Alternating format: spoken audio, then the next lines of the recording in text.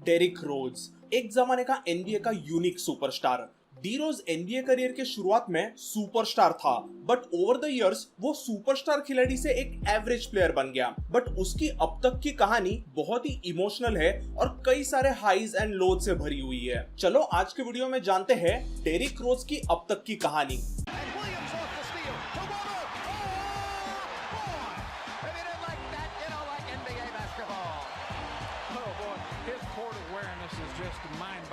Derek Rose का बचपन Chicago में इंगलवुड एरिया में गुजरा।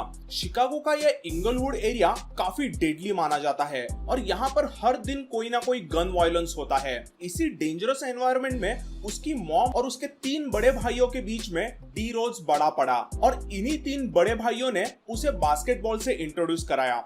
डेरिक रोज ने शिकागो के ही लोकल सिमियोने हाई स्कूल में एडमिशन ली और उनके बास्केटबॉल टीम से खेलना शुरू किया और फिर देखते ही देखते वो शिकागो बास्केटबॉल सर्किट का एब्सोल्यूट सेंसेशन बन गया। अपने तूफानी स्पीड, क्विक ड्रिबलिंग और सुपर्ब एथलेटिक प्लेस के वजह से वो सभी का चहीता बन गया था। सिमियोन हाई स्कूल के लिए खेलते हुए उसने back to back state championship जीती। उसमें से एक चैंपियनशिप गेम ने डेरिक रोज ने लास्ट सेकंड फ्लोटर शॉट मारा और टाइटल जीता था। He's going one-on-one. The lob to score. Derrick Rose with the bucket.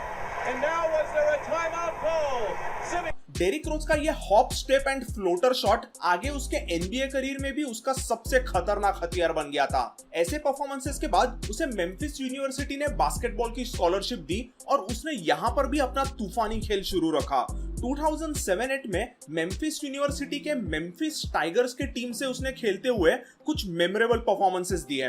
2008 के एनसीएए के मार्च मैडनेस कंपटीशन में भी रोज ने अपना जलवा शुरू रखा और उसका सबसे बेस्ट गेम आया रसेल वेस्टब्रुक और केविन लव के यूसीएलए टीम के अगेंस्ट। यूसीएलए के खिलाफ उसने फाइनल 4 गेम में 25 पॉइंट्स बनाए और मेम्फिस को मैच जीताकर फाइनल में लेके गया।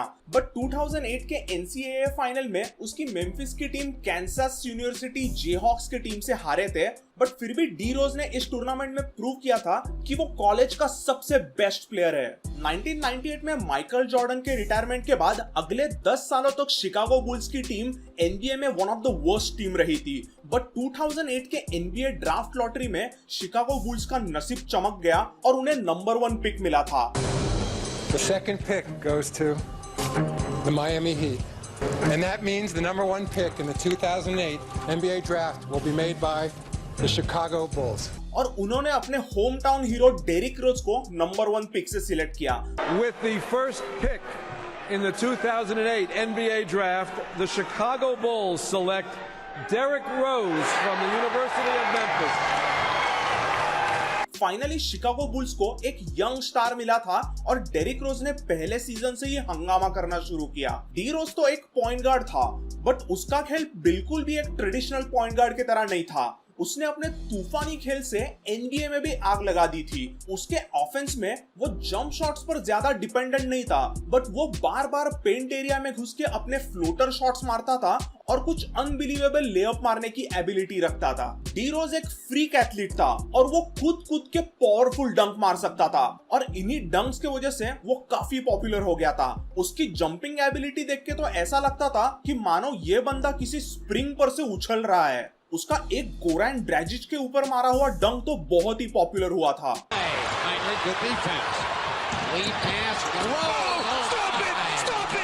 अपने पहले ही सीजन में डी रोज ने 17 पॉइंट्स और 7 असिस्ट्स एवरेज किए थे और वो उस सीजन का रूकी ऑफ द ईयर बना था। और तो और उसने पहले ही सीजन में शिकागो को 2009 के प्लेऑफ्स में लाया था और बुल्स का इस प्लेऑफ्स में मुकाबला था डिफेंडिंग चैंपियन बॉस्टन सेल्टिक्स से। उसने अपने पहले ही प्लेऑफ्स गेम में 36 पॉइंट्स और 11 असिस्ट किए और सभी को चौंका दिया। आगे जाके बुल्स ये टफ सीरीज 7 गेम्स में हारे थे, बट डी रोज अपने एनबीए के पहले ही सीजन के बाद एक स्टार बन के उभर के आ रहा था। सेकेंड सीजन में भी डी रोज ने अपना गेम जबरदस्त रखा और उसने इस सीजन में 21 पॉइंट्स और 6 असिस्ट एवरेज किए। और वो बुल्स का स्कोरिंग लीडर भी था। बट इस बार भी प्लेऑफ्स में वो वापस फर्स्ट राउंड में हारा। इस बार लेब्रॉन और उसकी क्लीवलैंड कैवेलियर्स ने डी रोज के शिकागो बुल्स को हराया। बट डी रोज ने 27 पॉइंट्स और 7 असिस्ट इस सीरीज में एवरेज किए थे। 2010 में शिकागो बुल्स ने टॉम थिबोडो को अपना कोच बनाया और कोच थिबोडो के लिए खेलते हुए अपने करियर के सिर्फ थर्ड ईयर में डी रोज एब्सोल्यूट सुपरस्टार बन गया। उसने 2010-11 के एनबीए सीजन में 25 पॉइंट्स और 8 असिस्ट एवरेज करते हुए शिकागो को ईस्ट में नंबर 1 सीड दिलाया और सिर्फ 22 साल की उम्र में वो एनबीए का एमवीपी बन गया। 2010-11 MVP trophy. एनबीए के 70 साल के इतिहास में डेरिक रोज आज तक का यंगेस्ट एमवीपी है। 2011 में बुल्स प्लेऑफ्स में ईस्टर्न कॉन्फ्रेंस के फाइनल्स तक गए थे, बट वो ईस्टर्न कॉन्फ्रेंस फाइनल्स में वापस हारे क्योंकि उनके सामने थी लेब्रॉन और उसकी तगड़ी मायामी हीट की टीम। बट इस हार से अपने आप को संभालते हुए अगले सीजन 2011-12 में डेरिक रोज ने वापस एमवीपी लेवल का खेल दिखाया और बुल्स को वापस से नंबर 1 सीड दिलाया। इस बार फर्स्ट राउंड में नंबर 1 सीड शिकागो बुल्स के सामने थी नंबर 8 सीड फिलाडेल्फिया 76ers और इस प्लेऑफ सीरीज के पहले ही मैच में एक ट्रेजेडी हुई। We're looking to sweep you guys. You wanted us. You were crying out that you bypassed the harder team in Miami Heat. Rose came down bad on his left foot. See him?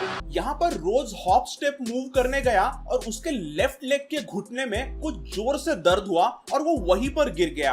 Game के MRI के बाद पता चला कि रोज के left नी में ACL टेयर की बहुत ही भयंकर इंजरी हुई है और इस इंजरी की वजह से वो आगे सीरीज में वापस खेल नहीं पाया और फिलाडेल्फिया 76ers नंबर 8 होके भी उन्होंने नंबर 1 शिकागो बुल्स को हराया। इस इंजरी से रिकवर करते करते डेरिक रोज 2012-13 का पूरा सीजन खेल नहीं पाया। उसे हॉस्पिटलाइज होना पड़ा था और मेडिकल रिहैब में जाना पड़ा था। वो इंजरी से रिकवर तो हुआ, बट जब वो शिकागो के लिए 2013-14 के सीजन में वापस खेलने लगा तो इस सीजन के एक मैच में पोर्टलैंड ट्रेल ब्लेजर्स के खिलाफ उसके राइट नी में मेनिस्कस टेयर की इंजरी हो गई और वो सीजन से वापस बाहर हो गया। इसके पहले उसके लेफ्ट नी में इंजरी हुई थी, अभी उसके राइट नी में इंजरी हो गई। बट इन दोनों इंजरीज से वो रिकवर हुआ और 2014-15 में वापस खेलने आया।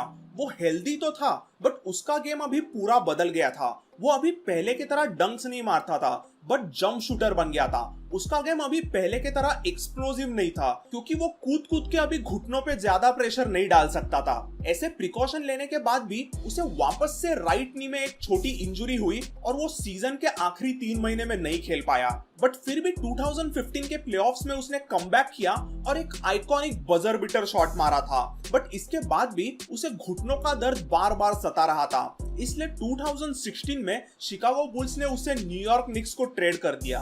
2016-17 के सीजन में उसने न्यूयॉर्क निक्स से खेलते हुए कुछ अच्छे परफॉर्मेंसेस दिए और उसने 18 पॉइंट्स पर गेम का एवरेज भी रखा, बट वो अभी पहले की तरह एक्सप्लोसिव प्लेयर बिल्कुल भी नहीं था। न्यूयॉर्क में एक सीजन खेलने के बाद ही उसे कोई भी टीम कॉन्ट्रैक्ट नहीं दे रही थी, बट फिर भी फाइनली 2017-18 के सीजन के पहले डेरिक रोज को लेब्रॉन जेम्स की क्लीवलैंड कैवेलियर्स ने साइन कर लिया और यहाँ पर भी इंजुरीज ने उसका पीछा नहीं छोड़ा। इस बार उसे बार बार एंकल इंजुरी सता रही थी, इसलिए कैव्स ने उसे यूटा जैज को ट्रेड कर दिया और इस ट्रेड के बाद सिर्फ 2 दिन के बाद यूटा जैज ने उसे अपने टीम से हकाल दिया और वो फ्री एजेंट बन गया। इस समय कोच टॉम थिबोडो मिनेसोटा टिम्बरवुल्व्स के कोच थे और उन्होंने अपने पुराने सुपरस्टार डेरिक रोज को 2 साल का कॉन्ट्रैक्ट देके अपने टीम में लाया।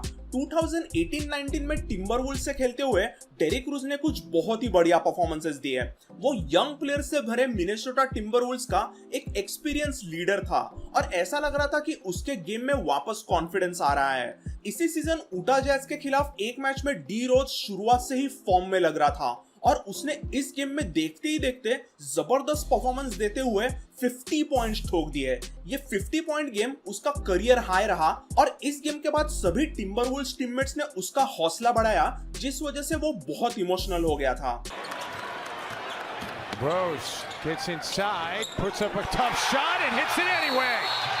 To greet him, showing the respect. What does it mean to you, Derek?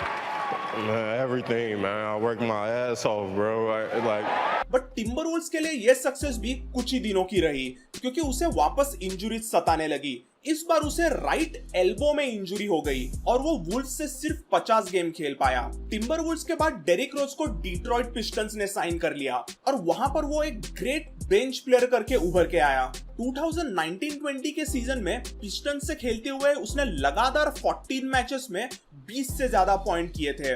Pistons से खेलते हुए डेरिक रोज फाइनली फुल्ली फिट हुआ था, बट पिस्टन्स की टीम प्लेऑफ्स के आसपास भी नहीं पहुंच रही थी क्योंकि उनकी बाकी की टीम बहुत ही बकवास थी और यंग प्लेयर से भरी हुई थी। इसीलिए उसने डिट्रॉइट से ट्रेड की मांग की और पिस्टन्स ने भी उसकी बात मानकर उसे ट्रेड मार्केट में डाल दिया। रोज ट्रेड मार्केट में है ये देख के फरवरी 2021 में कोच टॉम थिबोडो ने अपने चहीते डेरिक रोज को ट्रेड के जरिए न्यूयॉर्क निक्स में लाया और डेरिक रोज अपने करियर में दूसरी बार न्यूयॉर्क निक्स से खेलने लगा और करियर में तीसरी बार कोच टॉम थिबोडो के लिए खेलने लगा। रोज ने 2021 के एनबीए प्लेऑफ्स में भी कुछ जबरदस्त परफॉर्मेंसेस दिए, बट फिर भी उसकी न्यूयॉर्क निक्स की टीम ट्रे यंग के एटलांटा हॉक्स के अगेंस्ट पहले राउंड में हारे। फिर भी डी रोज ने इस सीरीज में अच्छे खासे 36 मिनट्स पर गेम का एवरेज करते हुए 19 पॉइंट्स एवरेज किए और उसका 3 पॉइंट परसेंटेज आउटस्टैंडिंग रहा और वो अभी फाइनली 100% फिट लग रहा था। तो अभी डी रोज का गेम पहले के तरह एक्सप्लोसिव तो नहीं रहा, बट वो अभी बढ़िया 3 पॉइंट शूटर और एक अच्छा जंप शूटर बन गया है और सबसे मेन बात वो अभी टीम के लिए काफी एक्सपीरियंस लीडर बन चुका है। एक समय ऐसा था जब सिर्फ 22 साल की उम्र में एमवीपी बनकर डेरिक रोज ऑल टाइम लेजेंड बनने के कगार पे था, बट इंजुरीज ने उसके करियर को कुछ हद तक तबाह कर दिया। आज डेरिक रोज पहले के तरह सुपरस्टार तो नहीं रहा, बट फिर भी वो एनबीए के सभी फैंस का चहीता प्लेयर है। तो दोस्तों ये थी डेरिक रोज की अब तक की कहानी। इंजुरीज के वजह से कई प्लेयर्स का करियर बर्बाद हो जाता है और हम इन प्लेयर्स को रिस्पेक्ट नहीं देते, जबकि इन प्लेयर्स को हमेशा ही अलग से रिस्पेक्ट देना चाहिए। सो आई होप आज आपको एनबीए के एक अंडररेटेड सुपरस्टार डेरिक रोज के बारे में कुछ चीजें सीखने मिली। ऐसी ही एनबीए बास्केटबॉल रिलेटेड कहानियों के साथ मैं आपको मिलूंगा अगले वीडियो में। Until then, stay safe.